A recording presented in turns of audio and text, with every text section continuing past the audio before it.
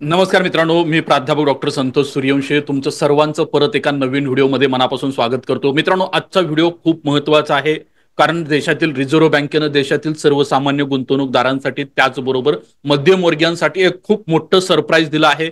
पण त्यांनी सरप्राईज देत असताना अर्थव्यवस्थेसाठी एक मोठा इशारा देखील दिलाय.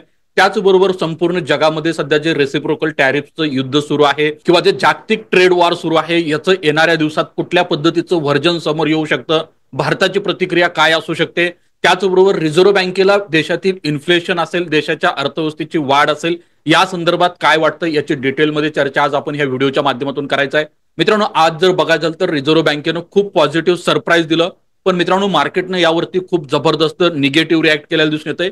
मी कालच्या व्हिडिओमध्ये देखील तुम्हाला हेच सांगितलं होतं की मार्केटमध्ये जे कालच्या ट्रेडिंग सेशनला जबरदस्त तेजी आली होती, ह्याच्या पाठीमागचं कारण हेच होतं की बाबा मार्केटमध्ये एक जबरदस्त बुल ट्रॅपचं फॉर्मेशन होतंय आणि आज या ठिकाणी जबरदस्त ट्रॅप करण्याचं काम मार्केटमध्ये विशेषतः ट्रेडरला केलं आहे. पण झालं आणि गॅपडाऊन ओपन झाल्यानंतर दिवसभर मार्केट एका छोट्या रेंजमध्ये ट्रेड करत होतं आणि या ठिकाणी अक्षरशः ट्रेडर कम्युनिटीला आज मार्केटनं परेशान केलं आहे. पण जे ऑप्शन सेलर आहेत त्यांना मात्र आजच्या ट्रेडिंग सेशनला फायदा झालाय, कारण टाइम डीके असेल, त्याचबरोबर विक्सचा फायदा जो आहे तो या ठिकाणी मिळताना दिसून आलाय.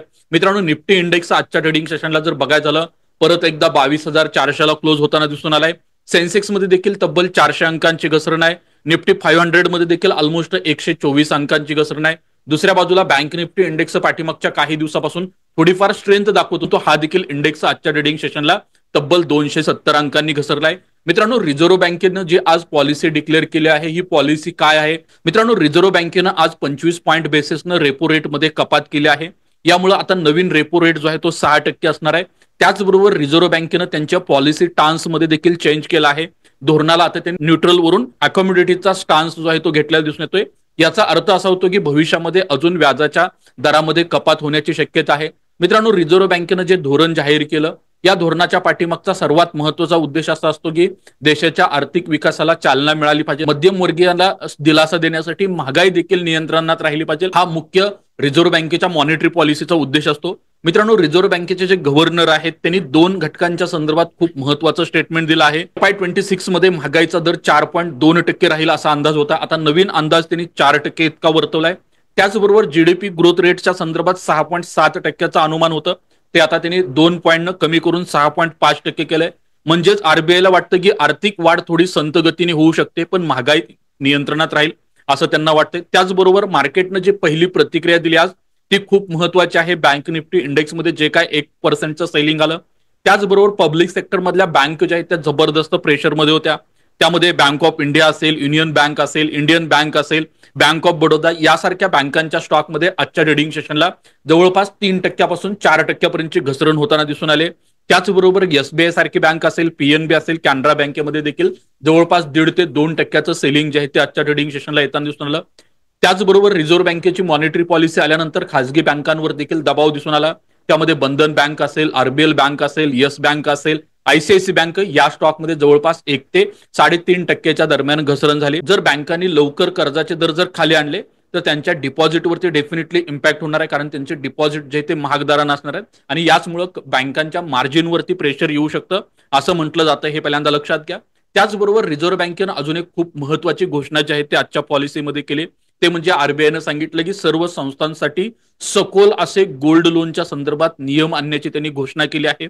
याचा इम्पॅक्ट जो आहे तो मुथूट फायनान्स सारखा स्टॉक आजच्या ट्रेडिंग सेशनला जवळपास 9% घसरला. आयएफएलच्या स्टॉकमध्ये देखील 6.4%ची घसरण झाली. मनप्पुरम फायनान्सच्या स्टॉकमध्ये देखील तब्बल 3%ची घसरण जी आहे ते या स्टॉकमध्ये होताना दिसून आले. त्याचबरोबर गोल्ड लोन एयूएम जर बघितला तर यामध्ये मुथूट फायनान्सचा हिस्सा जवळपास 98% आहे. मनप्पुरम फायनान्स देखील जवळपास 50%चा त्यांचा एयूएम आहे.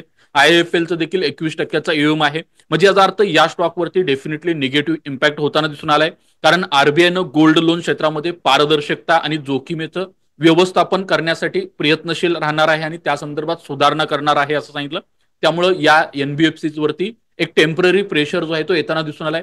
मित्रांनो, ज्यावेळेला एखादा रूल्स आणि रेग्युलेशन सरकारकडून येतो किंवा रेग्युलेटरकडून येतो त्याचा टेम्पररी इम्पॅक्ट डेफिनेटली होतो, पण मित्रांनो लॉंग टर्मसाठी जर बघायचं झालं तर असे निर्णय घेणं गरजेचं असतं, ज्यामुळे सिस्टमॅटिक रिस्क असेल, एजन्सी रिस्क असेल, ही कमी होण्यासाठी या ठिकाणी मदत होते. त्याचबरोबर आजच्या ट्रेडिंग सेशनला जर बघायचं झालं हाऊसिंग फायनान्स कंपन्यांच्या स्टॉकवरती देखील प्रेशर दिसून आलाय. त्यामध्ये पीएनबी हाऊसिंग असेल, आवाज फायनान्स असेल, LIC हाऊसिंग फायनान्स सारख्या स्टॉकमध्ये तब्बल 2 ते 3% सेलिंग जे आहे ते आजच्या ट्रेडिंग सेशनला येताना दिसून आले. मित्रांनो, आता NBFC स्टॉकमध्ये जर सेलिंग आहे, पण त्याचबरोबर हाऊसिंग फायनान्स कंपन्यांमध्ये देखील सेलिंग दिसून आले. ह्याच्या पाठीमागं कारण असं आहे की जर रेपो रेट कमी झाला असला तरी बँका तो लाभ ग्राहकांपर्यंत पोहोचवतील की नाही अजून स्पष्ट नाही, हे पहिल्यांदा लक्षात. त्याचबरोबर आज जी रिझर्व्ह बँकेनं मॉनिटरी पॉलिसी जाहीर केली, याचा फायदा डेफिनेटली काही सेक्टरला होणार आहे, काही बँकांना होणार आहे.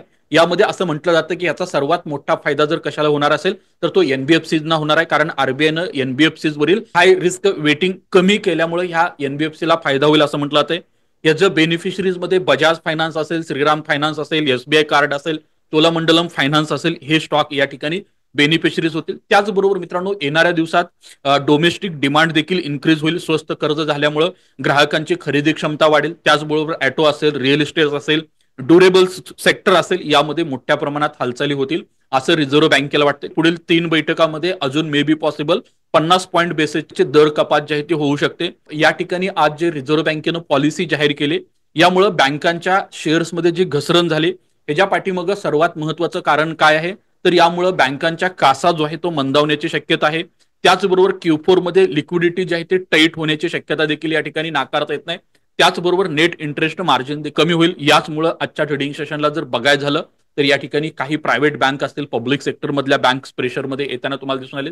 मित्रांनो, सर्वात महत्वाचं आहे रेसिप्रोकल टॅरिफ आणि त्याचबरोबर डोनाल्ड ट्रम्प यांनी सुरू केलेलं ट्रेड वॉर. मित्रांनो, याचा इम्पॅक्ट जो आहे तो संपूर्ण जगावरती होतोय. तुम्ही पाठीमागच्या 4-5 दिवसापासून हे बघत आहात.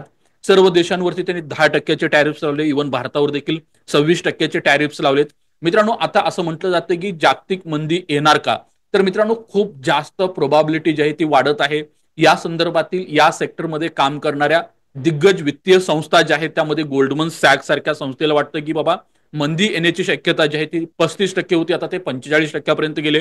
जेपी मॉर्गनला देखील वाटतं की 2025 मध्ये मंदीची शक्यता जवळपास 60% आहे. त्याचबरोबर HSBC असेल, डॉयचे बँक असेल, बुपा असेल, यांनी देखील मंदीचा इशारा दिलेला आहे.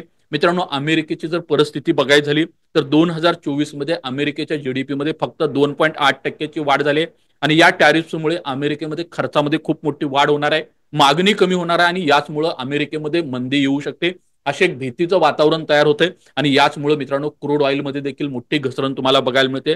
मित्रांनो, ज्या वेळेला जागतिक मंदी आली किंवा या संदर्भाचं वातावरण तयार झालं, 2001ला जर .com बबल जर बघितलं तर त्यावेळेला सेन्सेक्स जवळपास 18% डाऊन झाला होता.